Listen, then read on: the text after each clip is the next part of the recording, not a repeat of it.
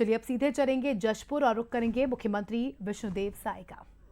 Game का मेजबानी करने का सौभाग्य हमारे छत्तीसगढ़ को मिला है।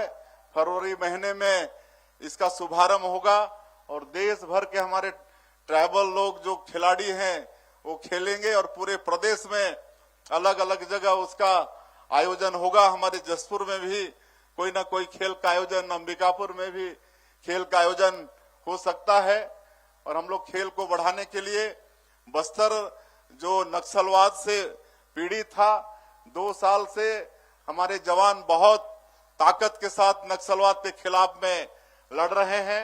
हमारे माननीय प्रधानमंत्री जी, माननीय केंद्रीय गृह मंत्री जी का भरपूर आशीर्वाद मिल रहा है और वही जवान आज साहस के साथ लड़ते हुए नक्सलवाद को छत्तीसगढ़ से और बस्तर क्षेत्र से समाप्त कर रहे हैं। तो वहां पर अभी बस्तर ओलंपिक संपन्न हुआ है। 3,91,000 लोग उसमें भाग लिए। जो नक्सली समर्पित थे, पीड़ित थे, वो लोग भी उसमें भाग लिए। माननीय केंद्रीय गृह मंत्री जी उसका समापन किए। तो इस तरह से खेल को आगे बढ़ा रहे हैं। खेल अलंकरण समारोह हम लोग मना रहे हैं और ओलंपिक में अगर हमारे छत्तीसगढ़ का कोई बेटा बेटी खाली भाग लेगा तो सरकार अलग से उनको प्रोत्साहन स्वरूप 21 लाख रुपया देगा। और अगर कोई स्वर्ण पदक जीत के लाएगा, हमारा बेटा बेटी लाएंगे, तो उनको 3 करोड़ सरकार के तरफ से अलग। अगर रजत पदक जीत के लाएंगे तो 2 करोड़ और कांस्य पदक जीत के लाएंगे तो 1 करोड़। ये अलग सरकार की तरफ से हम लोग व्यवस्था किए हैं। तो इस तरह से छत्तीसगढ़ में खेल को भी आगे बढ़ाने का काम सरकार की तरफ से हो रहा है। और मोदी की गारंटी का वादा आप सबको मालूम है। 2023 के विधानसभा चुनाव में माननीय प्रधानमंत्री जी और हमारी पार्टी छत्तीसगढ़ की 3 करोड़ से जनता से जो वादा की थी, और उस वादा का नाम हम लोगों ने मोदी की गारंटी नाम दिया है। और आप लोगों को हम बताना चाहेंगे कि मोदी की गारंटी का मतलब गारंटी पूरा होने की गारंटी। आज पिछली कांग्रेस के सरकार में 18 लाख लोग प्रधानमंत्री आवास से वंचित हो गए थे। और माननीय हमारे प्रधानमंत्री जी का वादा था कि भारतीय जनता पार्टी की सरकार बनेगी तो मुख्यमंत्री का पहला काम होगा वंचित लोगों का, 18 लाख गरीबों का प्रधानमंत्री आवास स्वीकृत करना। और आप लोगों को बताते हुए गौरव होता है कि 13 दिसंबर 2023 को हम लोग शपथ लिए और एक दिन का भी, 24 घंटा का भी विलंब नहीं किए। अगले ही दिन 14 दिसंबर को पहला ही कैबिनेट बुला के 18 लाख प्रधानमंत्री आवास की स्वीकृति दे दी। और 2 साल में भारत सरकार भी उसकी स्वीकृति दे दी और आज करीब 8 लाख से ज्यादा लोगों का मकान बन चुका है, उनका गृह प्रवेश करा चुके हैं। तो इस तरह से प्रधानमंत्री आवास से वंचित लोगों का हक दिलाने का काम भी हमारी सरकार ने किया। ये धान का कटोरा है छत्तीसगढ़।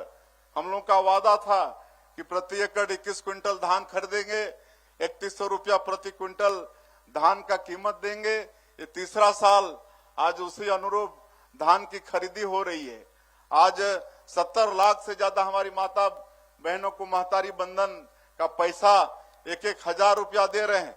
बहुत हमारी माताएं यहाँ पर आई हैं। मैं आप लोगों से पूछना चाहता हूँ, आप लोगों को हर महीना मिल रहा है कि नहीं महतारी बंधन का पैसा? अगर मिल रहा है तो हाथ उठाइए। चले, बहुत बहुत धन्यवाद। हम लोग 23 किस्त भेज चुके हैं। 14,000 करोड़ से ज्यादा हमारी बहनों के खाते में महतारी बंधन का पैसा भेज चुके हैं। तेंदुपत्ता का कीमत 13 लाख परिवार इससे जुड़ा हुआ है। आज 4,000 से बढ़ा के 5,500 मानक बोरा किए हैं और पूरा तेंदुपत्ता खरीद रहे हैं और बोनस भी दे रहे हैं। चरण पादुका योजना भी फिर से लागू किए हैं। रामलला दर्शन योजना में अभी तक 40,000 से ज्यादा हमारे राम भक्त अयोध्या जाकर प्रभु श्री राम का दर्शन करके आशीर्वाद लेकर आ चुके हैं।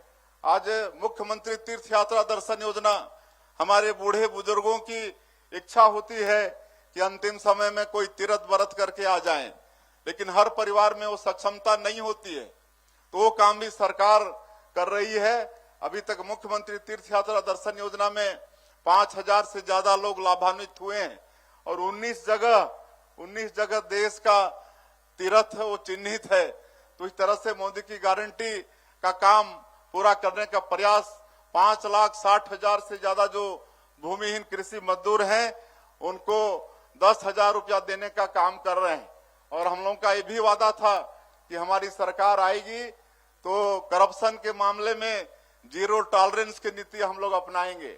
और आज आप लोग देख रहे हैं जो भी घोटाले पिछले समय में पिछली सरकार में हुए हैं सबकी जांच हो रही है और सब आज जेल के शिक्षों के अंदर में हैं। कोयला घोटाला वाले, आबकारी घोटाला वाले, महादेव ऐप घोटाला वाले, डीएमएफ घोटाला वाले सब आज जेल के अंदर में कई साल से आज पड़े हैं। तो ये आज भट्टाचार्यों के ऊपर में ये काम हो रहा है।